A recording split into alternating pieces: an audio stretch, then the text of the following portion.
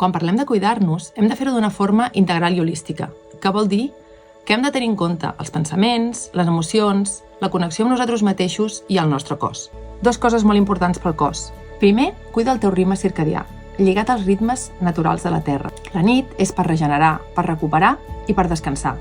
I el dia és per alimentar-nos, per moure'ns i per aprendre. Digue-li al teu cos, a través de rutines, quan és de dia i quan és de nit, perquè ell sàpiga quin funcionament i quin metabolisme ha d'activar. I segon, aprendre a menjar més sa. Què menjar, quan menjar i com menjar-ho. Què menjar? Menjar més natural i menjar més equilibrat. Com menjar-ho? Menjar-ho amb més consciència. I quan menjar-ho? Sempre deixant descansos digestius entre cada ingesta.